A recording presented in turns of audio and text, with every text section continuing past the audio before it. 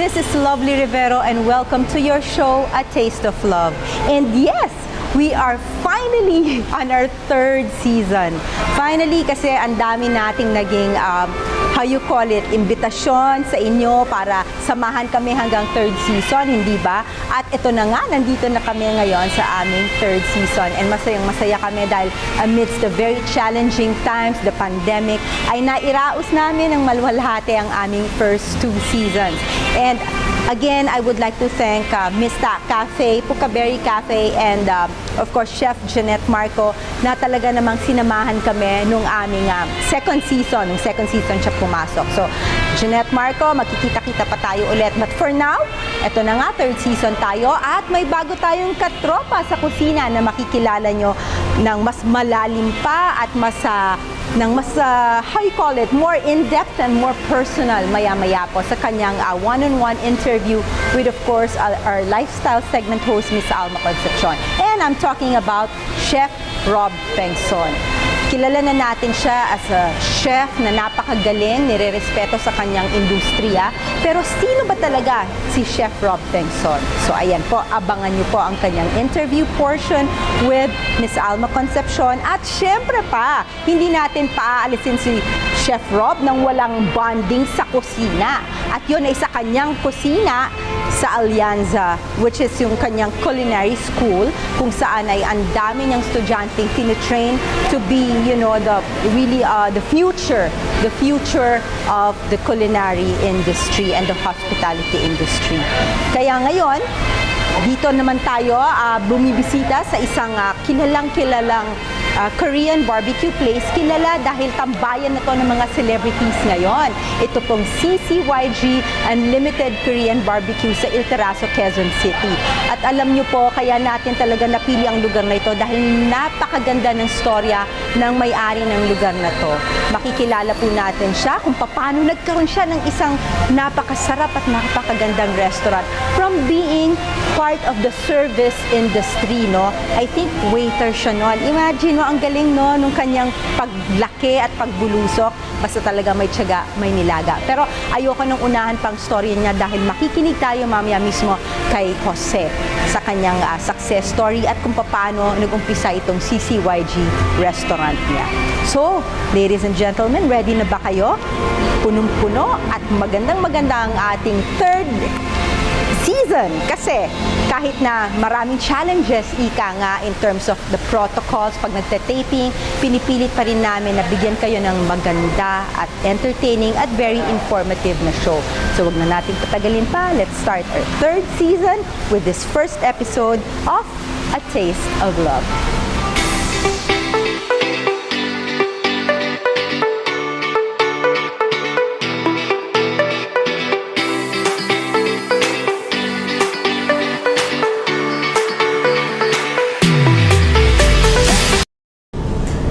Ayan, di ba sabi ko sa inyo, kakain tayo ng napakasarap na Korean barbecue ngayon. At alam nyo, itong lugar na kakainan natin ng masarap na Korean barbecue na yan ay puntahan ngayon at bahay ngayon ng mga celebrities at ng mga iba't ibang personalities, mga sikat na tao. Lahat nagpupunta sila dito. At of course, welcome din naman syempre yung mga regular people. At then, I'm talking about this beautiful restaurant in El Terrazo, Quezon City. Ito pong CCYG Samgyupsal.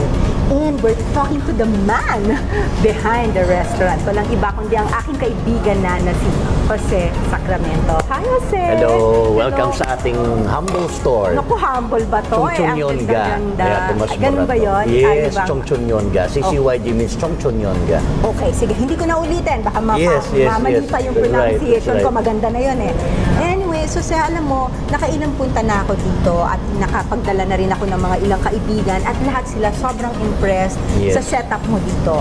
First and foremost, yung lugar mo, pag pumasok ka, kadalasan kasi pasintabi na sa ibang mga Korean barbecue place, talagang smoky, no? Talagang mangangamoy ka. Dito, yung exhaust mo, you really, spend on the exhaust system. Yes. And then, ang isa pa talagang lagi nilang napapansin, ang iyong quality Premium meats. meats na talagang right. makikita mo kahit na yung mga marinated meat, kasi yung iba madaya pag kami na marinate, ayun nakakalusot kahit hindi quality yung meat. Pero ikaw kahit marinated, kahit yung mga salt and pepper lang, pareho ang quality, ang kalidad ng iyong pagkain. Kaya congratulations on that. Thank you at of And course kami nagpapasalamat sa inyo lahat. Yes, and hindi lang ako nagsabi niyan, pati talaga yung mga kaibigan na nagpunta na dito ng Yes, ilang that's beses right, na rin that's right. umuulit-ulit. Oo. Okay, and ang isa pa is napaka-spacious ng lugar. Lalo na ngayon na sitwasyon natin, di ba kailangan may social distancing and all that.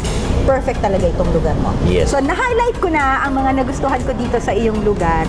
Pero bago tayo pumunta at isa-isahin natin itong mga putahin nito, gusto kong tanungin muna at makakwentuhan ka talaga more on your personal life.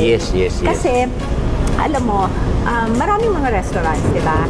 And maraming mga nag-o-offer ng mga masasarap na pagkain, ganyan.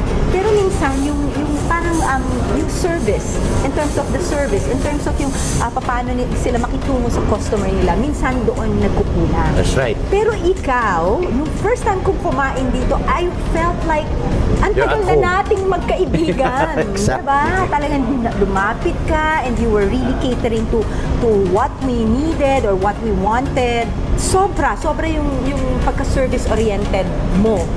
Bakit ganon? Saan ba nanggaling yun? I guess it could probably be a lot of factor of which yung mga experience ko sa aking mga trabaho.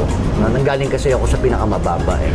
Once When you say a waiter. pinaka-mababa pa, paano yun? Like, Waiter-server ako. waiter-server. 1996 to 1998, Hard Rock Cafe, Makati. Wow, favorite ko yan. Lagi Yan, kong very paborito ko proud yan. na sinasabi, regular server ako ni Rosano Roses.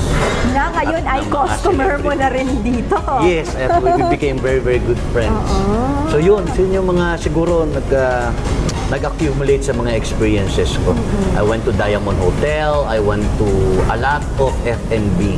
Oo. Yan. F&B. So, kumbaga, ang ganda, kasi ang ganda ng naging training mo. So, alam mo how it is to be a server at kung ano yung mga, kaya when you train your people, ganun din sila. That's right. And also, now naman, you're also a customer, of course, di ba? Dahil kumakain ka rin sa labas. So, alam mo rin ano yung needs ng customer. Exactly. Oo. And since you're so exposed, no, both sides, no, even yung mga quality or kalidad ng pagkain, ng gamit, alam mo.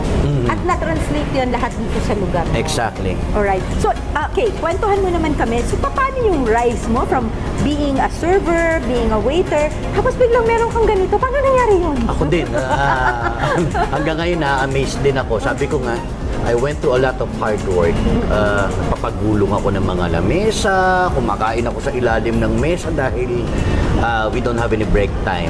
Kasi yung tuloy-tuloy yung event, nasa bangkete ko ng Diamond Hotel. Mga kaibigan ko, lahat kami, talagang we don't have any time to sleep. So yun siguro, from then, tos galing din ako ng Saipan, doon sa Diamond Hotel. So, yun yung mga nag-training sa akin. But of course, as sinasabi ko palagi, when I was in Hard Rock, yung passionately, the difference between waiter and server, lagi kong, I don't know, maybe siguro talagang isinapuso ko. Being a waiter, when you talk about being a waiter, when someone calls you up, and then you attend to their needs. But being a server, you don't have to wait for anything. Pagtingin mo pa lang ng lamesa, pagtingin mo pa lang ng store, alam mo na kailangan niya. So that's the way, the needs. yes, that's the way the customer will tell you, wow, ang galing. Ang galing, yes. Hindi yung penging tissue, penging ganyan. Oh, parang nakikita mo na. Alam mo na kung ano yung dapat ilagay.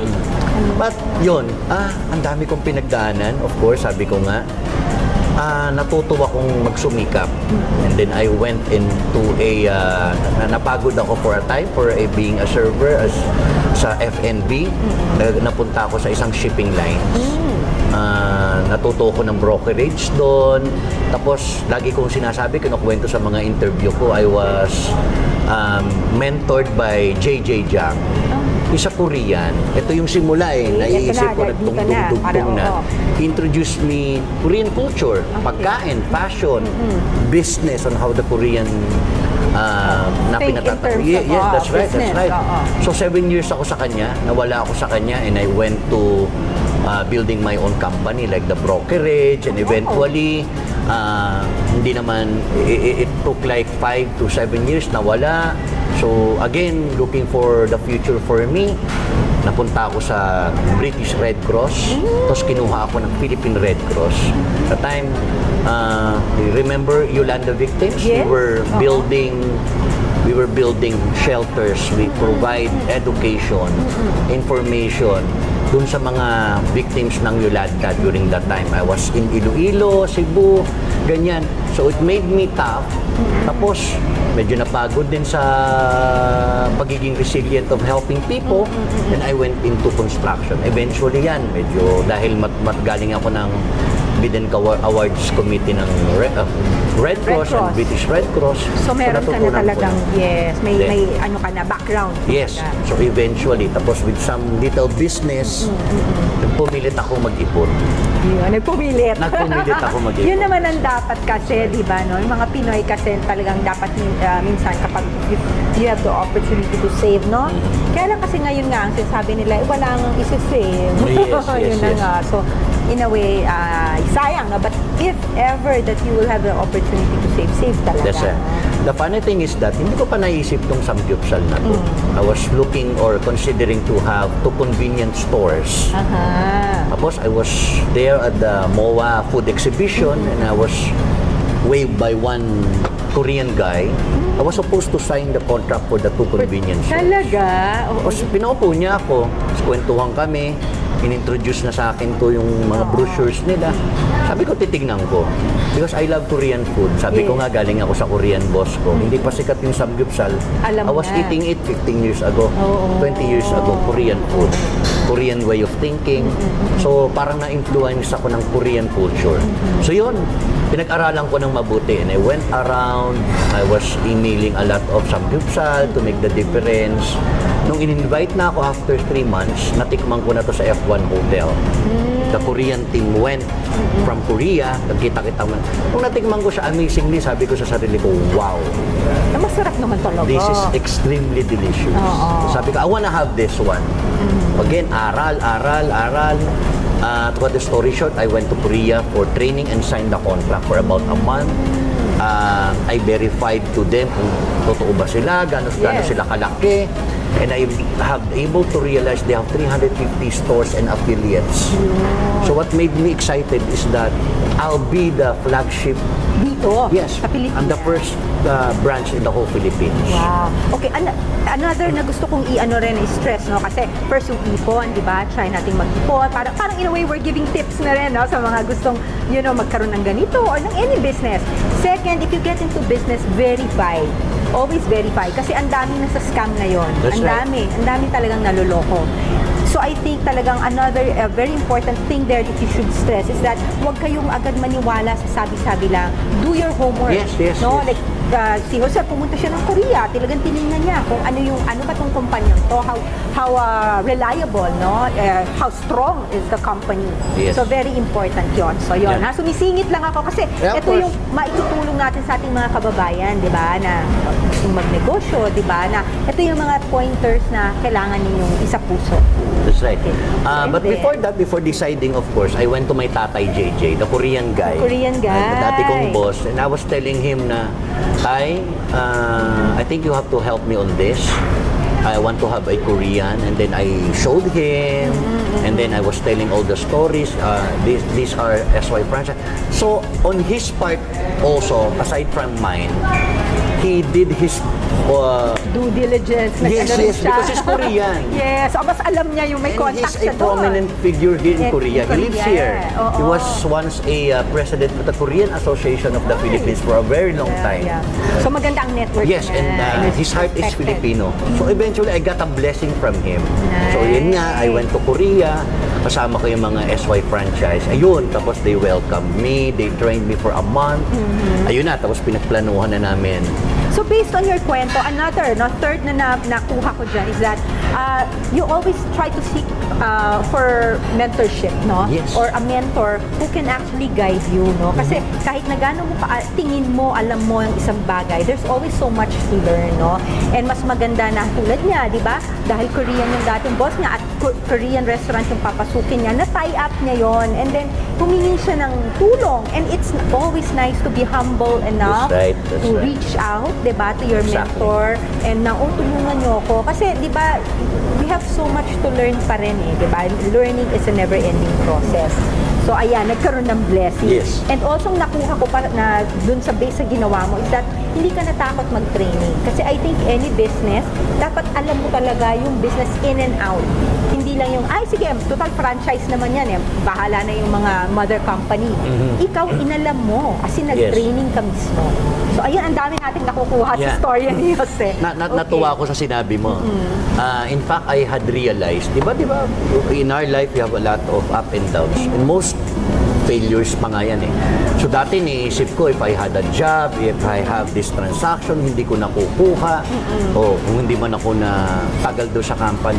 Iniisip ko, what if kung nagtagal ako ron, or natanggap ako sa ganito, if I had that transaction, wala akong ganito.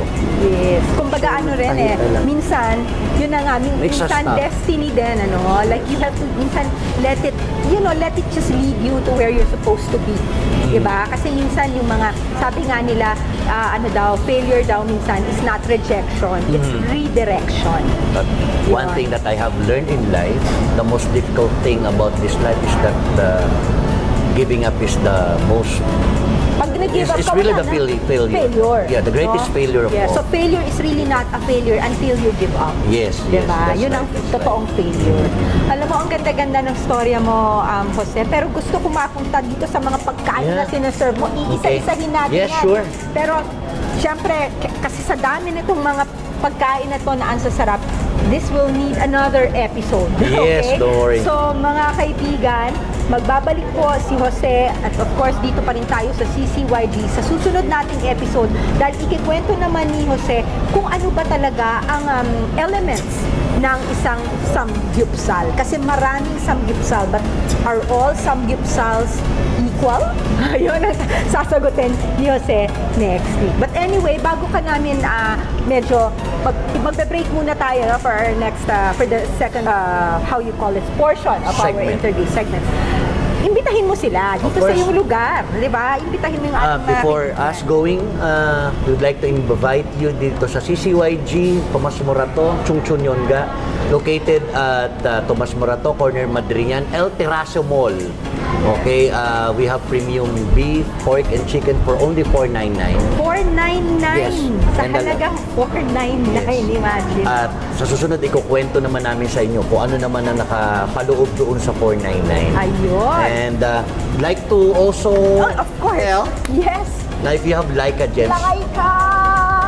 Leica Rocks, okay? Leica Rocks talaga. Yeah, that's right. Leica amazing. So, pagka meron kayong Leica, we are also a Leica merchant. We are inviting you to be here and enjoy our ambience, our service, and our food. Yes. At huwag kayong magulat kung pagpunta nyo rito ay puro celebrities ang makakatabi nyo dahil tambayan talaga to ng mga celebrities. Exactly. Ngayon.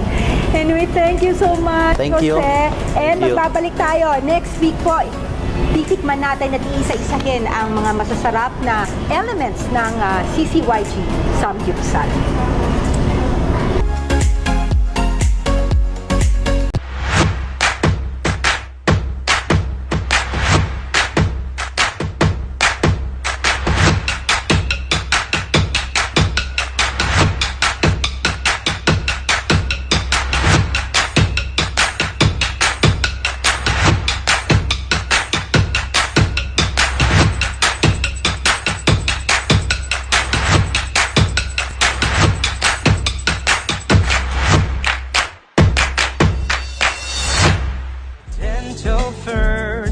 teeth health comes first.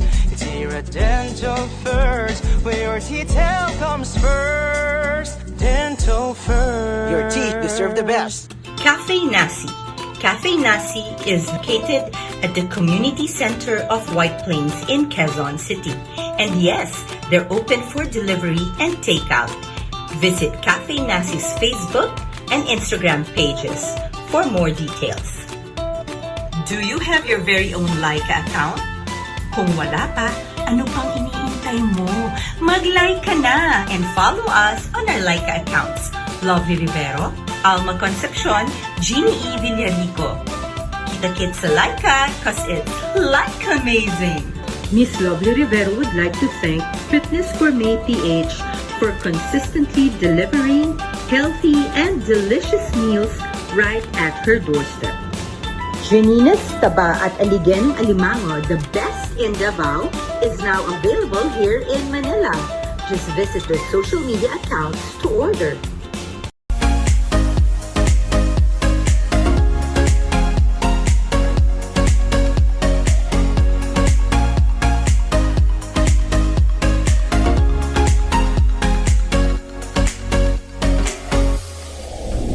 Welcome to A Taste of Love, and we're so happy that we have an additional in our show. And hindi lang siya gwapo, hindi lang siya magaling magluto. My gosh, perfect guy na talaga. Where can you find a very gwapo na, tapos magaling po magluto, girls? Kawawa naman kayo, wala kayo nito. No, kidding aside, I would like to present to you the launch of our very good friend, and also he's not just a chef, but he's also an academic instructor or academic genius, because he's not only handling the business side of his cooking, but also he wants to teach people his passion. And of course, with no more further ado, I'd like to welcome Chef Rob Pengson. Thank you. How are you? For the wonderful Kumusta? introduction. Thank you, mga katropa sa kusina. Katropa sa kusina. Or katropa sa Taste of Love. Yes, abangan nyo yan because meron na tayong matinee idol chef dito. Watch out, girls! Well, actually, I am very fascinated with your story kasi he opened this Beso Beso restaurant like 4 months before COVID. Tell us about that. Okay, well, my background has always been in food, but a lot of people don't know is that I've always been in education since 2003. Wow. The students that have gone through the schools that I have founded, this is the third school, Alianza is the third school. I probably have like around upwards of 10,000 students all around the world now. Wow. So a lot of them are my friends, the ones you see on YouTube coming out in the different shows. Wow. So you know, I love education so much. Yeah. All right, so on November of 2019, we opened the Alianza Institute of Arts. It's a unique concept because we are a culinary and hospitality school. We also have an art, design, and multimedia program. And now we're developing an entrepreneurship and management program. Wow. Pero, ang unique about our school is we have businesses within our campus that really service customers. Wow. So, like our guest chef for the day was Chef Johnny. He's our head chef of our fine dining restaurant called Beso Beso. Wow. So that's one of the many businesses that we have within the campus. You know, cooking is a different planet, while managing the business is also a different realm. So it's so nice that we meet somebody like you, with the academe angle, that you also want to don't just teach cooking, but also how to run the business, teach people how to set it up and everything. Yes. And with all your past lessons, and then you can share the wisdom to your students. Yeah, definitely. I think what made it happen for me was because I always thought na porket masarap magluto, magiging successful na. And I realized that wasn't the case.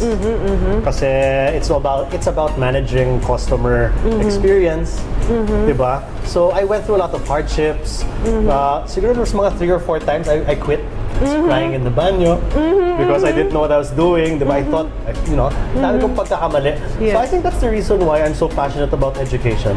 Is because I can, through the school, we're able to share what is needed in the industry for these people or these aspiring chefs and managers to flourish. And to lessen their trial and error. Oh yes, definitely. Wow, amazing. Kasi, you know what I like about you, Chef Rob, also is I read some of your interviews na you volunteer your vulnerability, you volunteer the information about your ups and downs, and yun yung nakakatuwa sa'yo kasi hindi ka lang yung chef. nakikita yung story behind it. Yung story ng ups and downs and how you reach this point. And I really appreciate yung mga your Thank you, past thank you, interviews. thank Kasi you. yun yung kailangan pakita natin sa tao, yung pagiging tao mo. How you are outside the kitchen and then how you rise and fall in the occasions. And I want to ask you, on the business point of view, at this age, now you've been in the industry, celebrity chef for 20 decades already. Yeah, almost 20 years. Ano 42 yun? on July. July! Wow, pa daw tayo July what? 28. 28! No, Leo. Leo. Yeah, yes, lion. yeah. King of the jungle. What have you learned? Siyempre, advice na din to aspiring, not just chefs, but aspiring entrepreneurs who would like to open their businesses. Ano yung share mo sa kanila na yung pagkakamali mo? Yung nagkamali ka before, ano yung mga ano? Ang dami kasi, no? Yes. And On top of your head, no? actually, there's so much, pero I did a lot of soul searching. Pwede ko siya i-pinpoint the one most important thing. And I'm very careful of what I say now on camera, on social media, because I have 2 kids. Yes. And so what I post on my Instagram, my Facebook, it's really me. These are really me, the good, the bad, diba? Because I want my kids to have a record of me. Yes, yes. Kasi now they're young. How was daddy before? Yeah, yeah, Diba? yeah. So they look at my Instagram and they can see. Yeah. And what I can attribute, maybe my I wouldn't say, kasi success and failure, it's both. What I learned, super important, I guess. And I would tell this to everyone again and again. The most important thing is if you can align what's in your heart with what's in your mind, with what you say and how you act every day, and they're all the same, you will do very well in life. I think suffering happens pag iba yung sinasabi mo, pero sa isip mo, iba siya. Kasi nagkaka-conflict eh. Yeah, yeah, Diba? yeah. So you have conflict of interest internally. How are you gonna be a person of purpose, a person that makes change in this world? Diba? So when everything is aligned, heart, mind, actions, and words, I think you become unstoppable force as a person. Yeah. So yung sinasabi nila, equilibrium is very important. Yeah, and it's also very hard to achieve. Yeah, yeah. It's a that's daily true. battle. Yeah, that's true. To do it, every day, the first thing I do is I pray, I meditate, I have my mindful hour where I don't do anything that is asked of me, but I try to put myself back to center. And I imagine the whole day from wake until I sleep. If I fail to do that, hindi ko na achieve yung sinasabi mo, equilibrium. Hirap That's right. siya. It's a struggle. Struggle siya, daily struggle. So basically, the pieces of the puzzle for chef is being a chef is a huge, part of the puzzle, and then being in the academe also is so parang synthesizing all of those things is that's who he is now, and yung mental struggle which I want to share with you guys also. Ako din, I have panic attacks, and there was a time I was taking medication. I know how that feels. How did you handle your depression? Did you take medications or? Well, definitely no. I mean, when it comes to, I had anxiety, especially during the start of the pandemic. No medication. Huge. Oh, wow, galing. But I know this might sound weird para sa madami. When I'm alone, I eat plant-based, vegan. Wow. But I'm not KJ. If I go out with friends, I'll eat lechon. Yeah, I'll eat yeah, sisig. yeah. Pero when I'm alone, I do plant-based. Yeah. I make kulit my staff. They look Yeah. at me like, parang binobola ko lang sila, no? But ever since I ate more plants, I noticed so much of not just my body, but my mind also as well. I sleep better. Wow. If I can say, the movement of everything is better. I'm more calm. I'm more calm. And so I would attribute it to diet and lifestyle. That's right. And I think what I said kanina, yung same ang words, actions, thoughts, and heart. Yeah. If they're aligned, there's less noise inside you. So I was able to Yeah, I was able to survive because during the start of the pandemic, I was so worried, so anxious. I started drinking more than I should have. So I was happy I was able to stop that. Yeah, just how people perceive you as wow. They only see the success. They only no see such the thing. name. They only see the chef Rob ganyan. But it's so nice that like what I said a while ago, that in your previous interviews and I read a while ago. Yeah, parang you are sharing your vulnerability and it's I like it kasi parang yung pagiging tao nga. And Well, I wasn't always like this. Of course, sometimes these big challenges in life. In 2016, diba, got separated. No one wants to go through that. Yeah, That's yeah. very hard. So it required a lot of soul searching. And there's this saying that really stuck with me na parang when adversity comes, it either destroys you, it makes you stronger. yeah. And being that I have such a strong fighting spirit, diba, I decided, I want to make sure that this makes me stronger. I won't Yeah. give up. No? But it took long, Yes. a long time, lots of mistakes.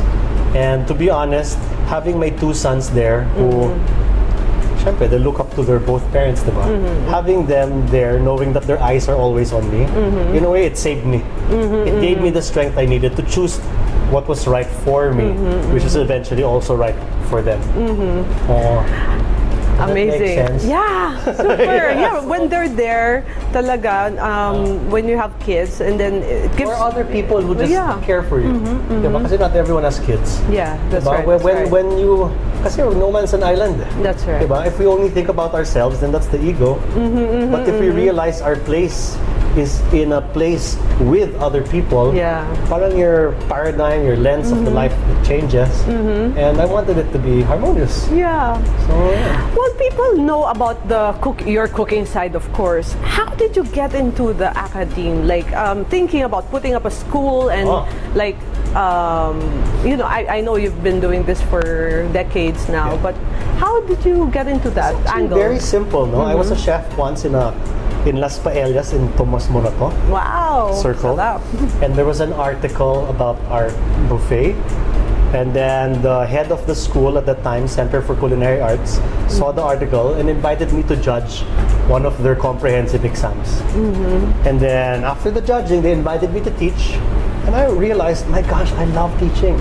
And the reason why I loved it so much is because when I was young, I had no direction in life. I didn't know my purpose. But when I got exposed to culinary school, wow, it gave me purpose in life. Yeah. And then now, here I was, doing the same to young people Yeah. that maybe the traditional education system failed them. Not everyone kasi can do traditional education. Some people are creative. And in the Philippines, as apart from UP Fine Arts and a few other places, there's not many avenues where creative people can actually go and flourish. And that's why we opened this school. It's really for creative people. That I think that got it, and then that hooked me into it. And the reason why I love education so much is to this day, I get surprised by people who are my students. I'll give one solid example. Alan, call you out. Hello, no? Si Chef Alan. You know where he's a chef now? Where? He's the head chef of my son's school. Oh. And I saw him, I was like, what you doing here? Chef, ako na yung head chef ngayon. Tapos kwentuhan kami, and he also knows my ex-wife, si Chef Sunshine. So, he talks to the mom, Wow. he talks to me, and then I tell my kids, hey, you know what, daddy's student is now the head chef of your cafeteria. school. The whole school, catering, cafeteria. I was like, wow, diba? And when I spoke with him, so how are you? He said na parang okay, chef, ever since I came here, it's management na, no? Yeah, Aside from the food, Yeah. the numbers have been better. Yeah. This was pre-COVID, obviously. Oh, yeah. Diba? So the numbers have been better. I'm so proud of him. So whenever I hear these stories of people that I helped influence at one point in life, and now they're doing so well, Legacy. it's like, that's what I tell myself, no? When I cook good food, I'll affect a life for maybe a day. Yeah, For a yeah. day. But if I teach a class, I can affect a life forever. Yeah, that's right. Diba? That's So right. I love education. Yeah. But I love the two, and that's why we mix it here Yeah, together. that's right. That's right.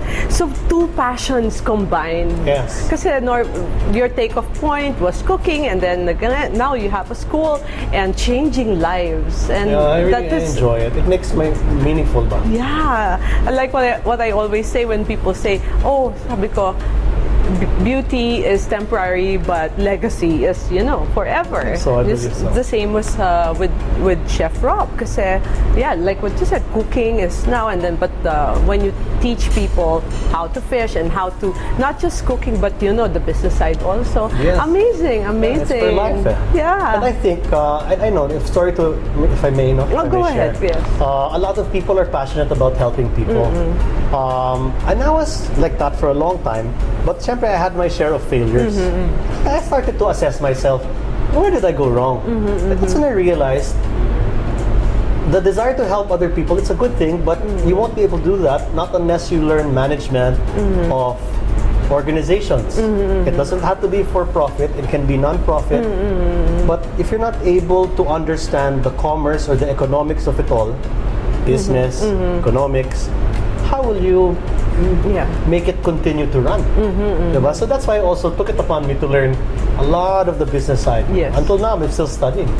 So I'm not studying cooking anymore so often. Now I study management, leadership, business analytics, strategy, and then I share it to the students. That's right. That's right. That's Para right. kasi not all of them have the means to go to the schools that I enroll in. So as I assimilate it, make it easier to understand for the local setting, sinishare ko sa kanila. Wow. Kasi, like si Chef Johnny, 2 years ago, he was cooking in a restaurant in Poblacion, Esquinita, as a prep cook. Yeah. And now he's the head chef in 2 years. Diba? And then now we're the leading tasting menu caterer in the country. Yeah. Recently, he just catered for like a client, the Maserati client. Wow. And we had like really, it was nice. It was like 40 people, 7 courses. That's 280 plates in a day. Wow. So yeah. So speaking about Poblacion, that's like a hangout for teenagers ba? Or Yeah, younger yeah, people? everybody, Really? everybody. Everybody. Oh. And it's so you have 3 restaurants there? No, before. Before? Yes. It was a Esquinita. commissary. Kasi we needed a commissary for our catering. But when we found this place for the school, kasi hindi namin mahanap-hanap yung school. I was looking for a year. But when we found this place, perfect. It's beside the MRT. Yeah. It's near EDSA. Yeah, It's so accessible. yeah. We transferred na everything. Yeah. Wow, grabe. Thank you so much, Chef. Thank you so much. I like the story dahil you're showing us the other side of you that people don't know. Yung struggle mo, and then you were blessed to have the best education in the world, and yet in spite of that, you still experience your ups and downs, Yeah, and of yun course. yung maganda na That's life. ipakita natin ngayon na, education is a take-off point, but what's nice with Chef Rob is his take-off point when it comes to food and education, his education abroad and everything, the application or the actual application of the business, meron ding struggles. And what's nice with him is yung mga mali-mali niya before, yung mga lahat ng lessons niya na natutunan along the way, tinuturo din niya sa mga students niya. Again, because I believe in the saying, experience is not the best teacher, but learning from other people's mistakes is the best teacher. Yon. And at this point, Chef Rob, you want to thank, although later, nandyan din si Chef Rob sa kanyang Tropang Kusina. Oh yes, sa kusina. Yes. Yes, Tropa sa Kusina. Abangan niyo po yan mamaya. So ngayon, nag-warm up muna si Chef na magpapapogi muna siya dahil mamaya mapapawisan na siya sa kusina. So bago tayo pumunta at magpapawis si Chef Rob, baka you wanna greet some people and thank, So always I want to greet my kids, Santiago and Sammy. Daddy loves you so much. And everyone who wants to check out what we do, please visit www.alianzaph.com for our school, our restaurants, our cloud kitchen, and all other brands and our programs. And siguro sa ngayon, habang nanonood kayo, kapit lang mga kapatid. Yeah. Let's not give up. Sometimes This is what I tell myself a lot of times. If you're suffering and in pain, at least you know you're still alive and you're Yeah. still in the fight. So don't give up, don't throw in the towel. Oh, that's so timely. But last question pala, Chef. How do you, your school now, siyempre hindi siya online, right? Kasi how do you work with the COVID situation? Right now, we're developing courses that are specifically designed for the times. So we have courses that we call asynchronous online, which means you can take them on demand anytime. We also have synchronous online, which means sabay-sabay kayo on Zoom. Pero those are all for the courses. But the one course that has to be hands-on is culinary arts, because you cannot cook at home Yeah. like the way chefs do. You have to be dry. You know, our kitchen, kumbaga sa kotse, it's like an F1 car. How can you learn to race F1 if you're Yeah. driving a regular car on the street? Yeah, diba? that's right. So what we do is all the lecture is online. And then pag pupunta sila sa school, all day na siya. Lab. Parang lab ba? Or lab, once a week. Pwedeng once a week for 3 months, 6 months, 9 months. Pero bago mag-lab, lahat nakatest. Yes. Every session. Yes, that's 100%. right. That's because right. we, syempre, we want to protect our teachers also and the staff. And so the students can have peace of mind that every time they leave their house to go to class, sulitin nila yung buong araw, kahit pagod sila, at least ang dami nilang niluto. Yes, that's right. So that's what we do for them. When did you start with the school during the COVID times? What month? Well, actually, it's very timely because I don't know when this is coming out, but our courses start on April of 2021. Wow. And we're gonna wait for this second scare, diba, to subside a little bit. Pero we only, the classes are very small. We have a wonderful air circulation in our kitchen, and everyone's tested every single session. I also need it for our peace of mind. That's right. That's right. Kasi diba, you can, there is you have to be safe, but you also don't want to waste time. I think if you're so scared of this thing that you waste, you hide from everything. It might be hard for some people. Not everyone can do that. Wow. So now, guys, we can tweak the COVID situation. Now is the perfect time to study a course, to discover yourself, to discover something new, to think outside the box. COVID is an opportunity not just to, spend more time with the family, but to discover yourself even more, to do the things that you haven't done in your whole life. So, yun, napakagandang, ang laki-laki ng facets ni Chef Rob, at yung puso niya naging instrumento ang kanyang pagluluto para makatulong at magbago ng buhay ng ibang tao. Chef, galing-galing! Thank you. And we will continue sharing talaga his heart, and his legacy will more flourish pa nga as time, days, months, years will go by. We're you so much. happy to Thank have you. I'm happy to be here. So I'm happy to share the message. Salamat po lahat. And before we go, syempre may mga papasalamatan din ako. Of course, beso. Thank you so much for the very cozy and airy and very impressive interiors. And syempre, pag masarap ang food, dapat maganda din yung interiors. And there, and Alianza Institute, did I pronounce it? Alianza Institute, guys, na po, time to study. If you're into cooking, this is the place kasi malapit lang sa EDSA. Of course, Beautyderm, Queen Alma, 59 Sevierville Avenue, Queen Alma by Beautyderm.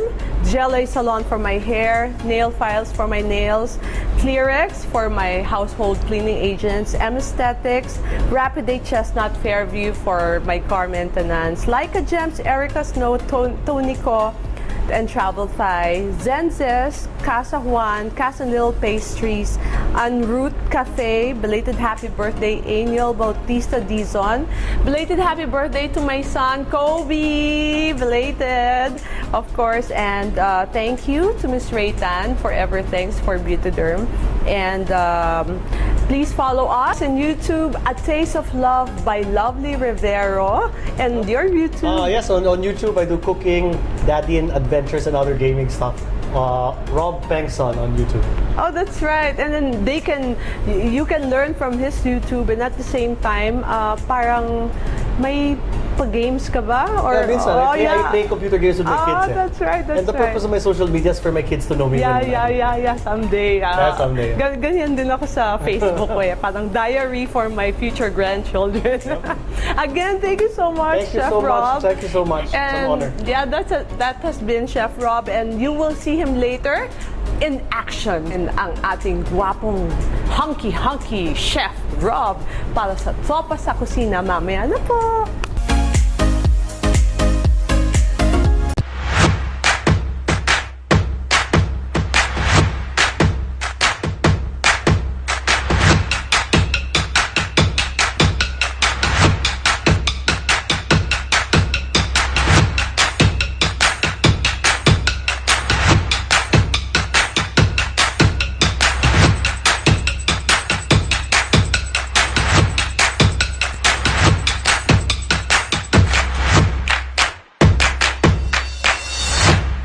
Dental first, where your teeth health comes first. It's here at Dental First, where your teeth health comes first. Dental First. Your teeth deserve the best. Cafe Nasi. Cafe Nasi is located at the community center of White Plains in Quezon City. And yes, they're open for delivery and takeout. Visit Cafe Nasi's Facebook and Instagram pages for more details. Do you have your very own Laika account? Kung wala pa, ano pang iniintay mo? Mag-like ka na and follow us on our Laika accounts. Lovely Rivero, Alma Concepcion, Jeannie E. Villarico. Kita-kit sa Laika cause it's like amazing. Miss Lovely Rivero would like to thank Fitness Gourmet PH for consistently delivering healthy and delicious meals right at her doorstep. Janina's Taba at Aligenong Alimango, the best in Davao, is now available here in Manila. Just visit their social media accounts to order.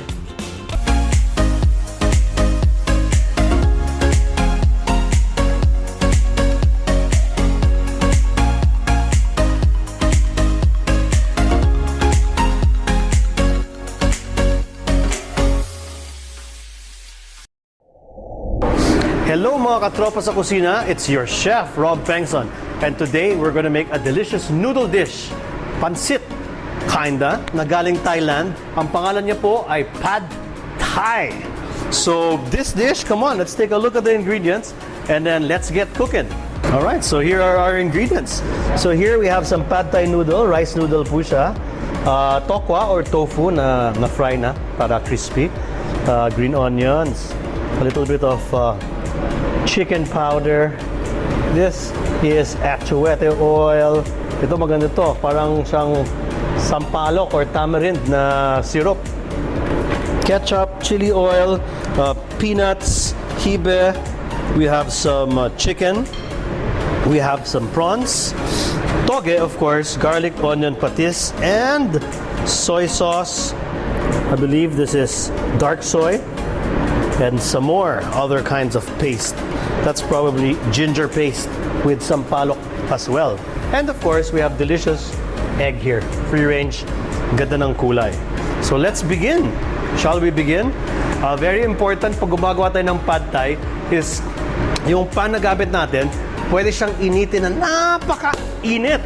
So what we're using now is this one. It's a wok. Hayya!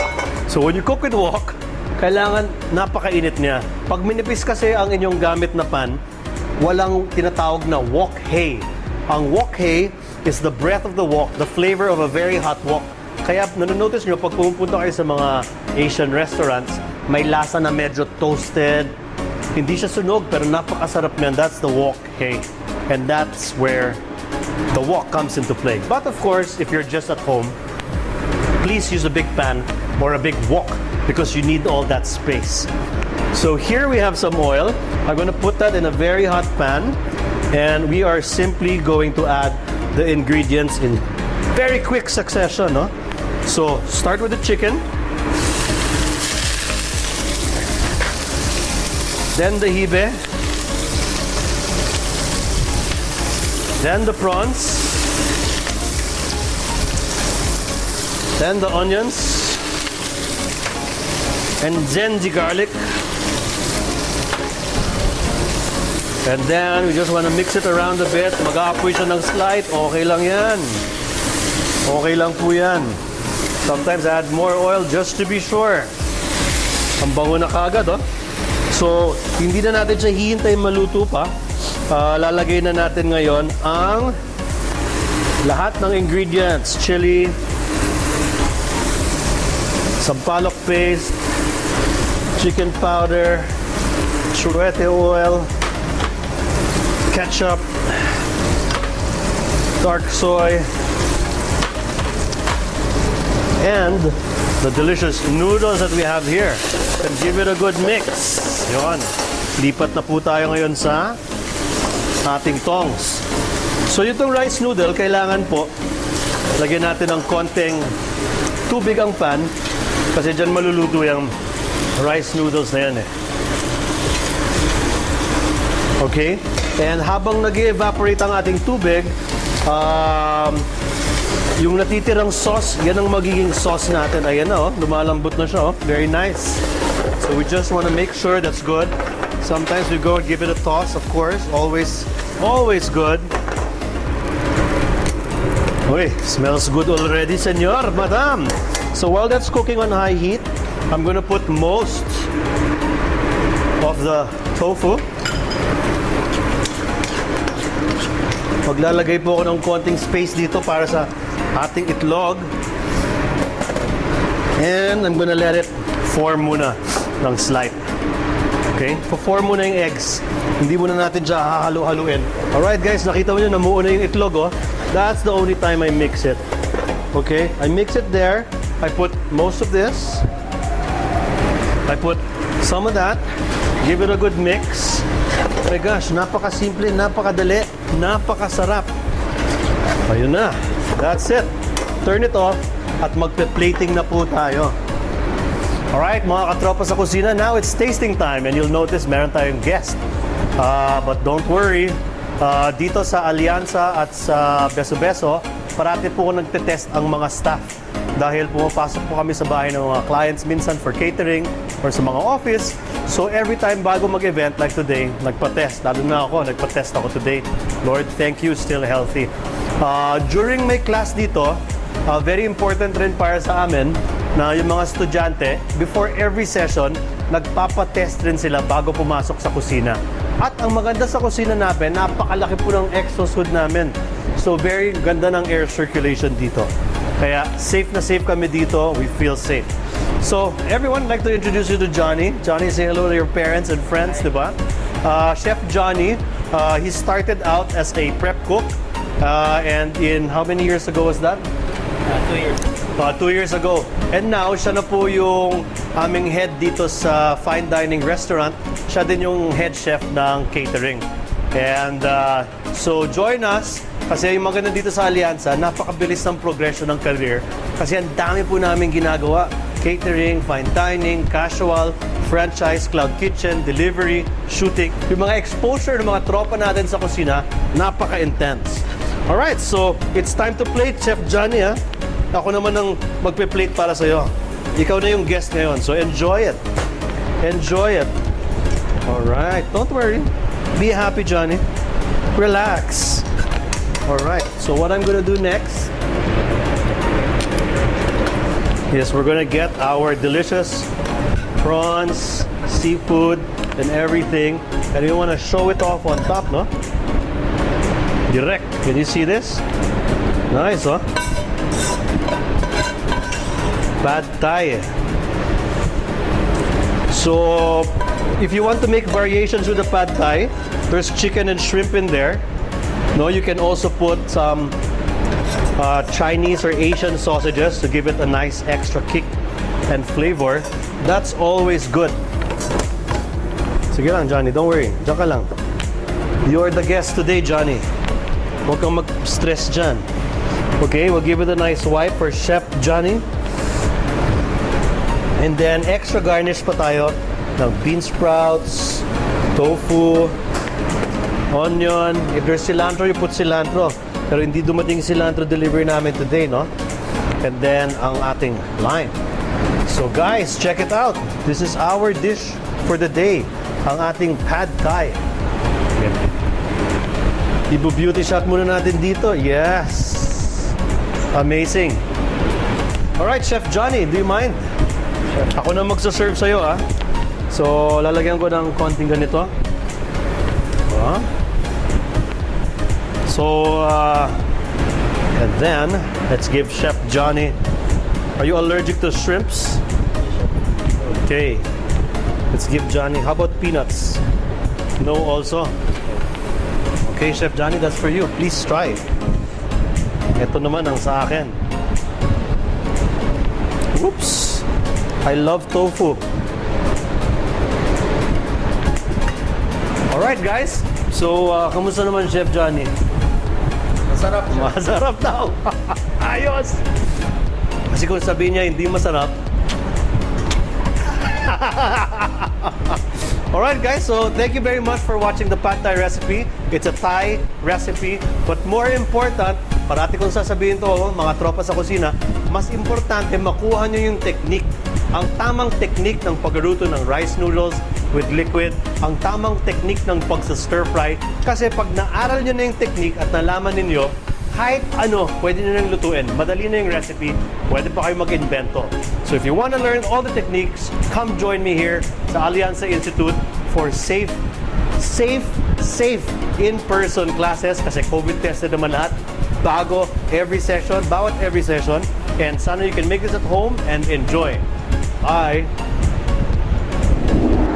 Ay, grabe ang episode na ito. Ang daming pagkain at talagang nakakabusog. First of all, I would like to thank Chef Rob, Pengson, and Alianza. Thank you so much for being part of our show today. And sana nagustuhan ninyo, mga televiewers namin, ang inihandang mga pagkain ni Chef Rob. And of course, pwede nyo itong i-try sa inyong bahay. Pwede nyo rin naman gayahin, or you can make it your own actually. So anyway, thank you, Chef Rob. And makakasama pa rin natin si Chef Rob next week. And of course, CCYG, Jose Sacramento, thank you so much for accommodating us. At hindi pa nagtatapos ang ating panayam kay Jose because next week ay ipakikita naman niya sa atin ang iba't ibang pagkain na bumubuo ng kanyang napakasarap na samgyupsal. So that's something to watch out for. Meanwhile, I would like to thank all of you for joining me for an hour. And of course, thank you, Miss Alma Concepcion, dahil ayan, mas nakilala natin si Chef Rob sa pamamagitan ng kanyang chikahan portion with Miss Alma Concepcion. So thank you so much.